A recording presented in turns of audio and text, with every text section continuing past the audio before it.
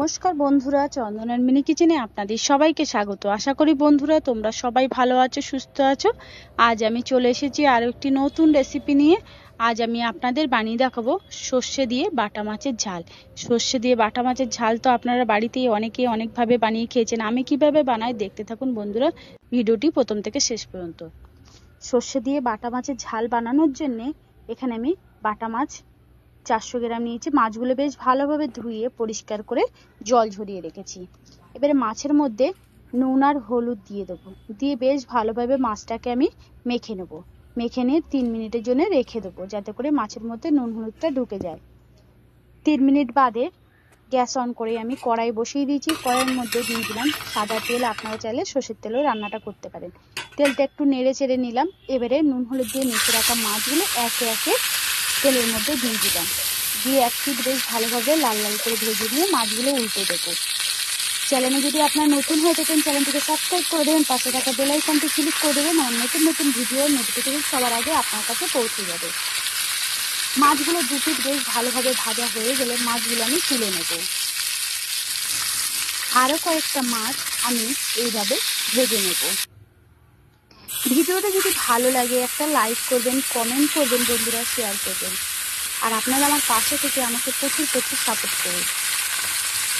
আরও নতুন নতুন ভিডিও যেন আপনাদের কাছে আমি নিয়ে আসতে পারি। মাছগুলো ভাজা হয়ে গেছে আমার। এবারে আমি মাছ ভাজার তেলের মধ্যে 1 চামচ কালো জিরে ফোড়ন দিয়ে দিলাম, একটা চেরা কাঁচা লঙ্কা দিয়ে দিলাম, দিয়ে একটু নেড়ে চেড়ে নেব।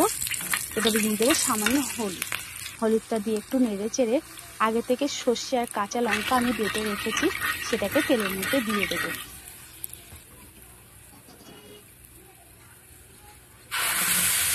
সর্ষেটা দিয়ে বেশিক্ষণ আমি কষাবো না, নইলে সর্ষেটা তেতো হয়ে যেতে পারে।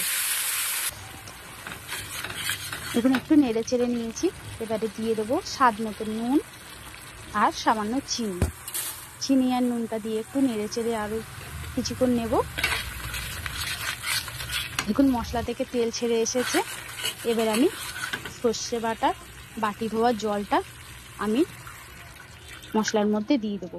যতটা পরিমাণে আপনারা গ্রেভি রাখতে চাইবেন ততটা পরিমাণে জল দেবেন। এখানে আমি 1.5 বাটি মতন জল দিয়েছি আর 3টে সেটা কাঁচা লঙ্কা দিয়ে দিয়েছি। এবারে এক একে মাছগুলো আমি ঝোলের মধ্যে দিয়ে দেবো, দিয়ে 3 মিনিটের মতন ঢাকনা দিয়ে রেখে দেবো।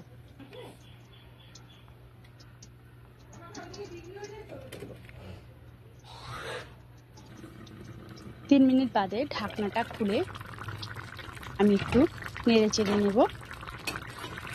আমার সর্ষে বাটা মাছের ঝালটা রেডি হয়ে গেছে বন্ধুরা।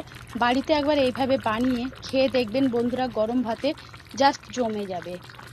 ভিডিওটি প্রথম থেকে শেষ পর্যন্ত দেখার জন্য অসংখ্য ধন্যবাদ। ভালো থাকবেন, সুস্থ থাকবেন। দেখা হচ্ছে পরের ভিডিও।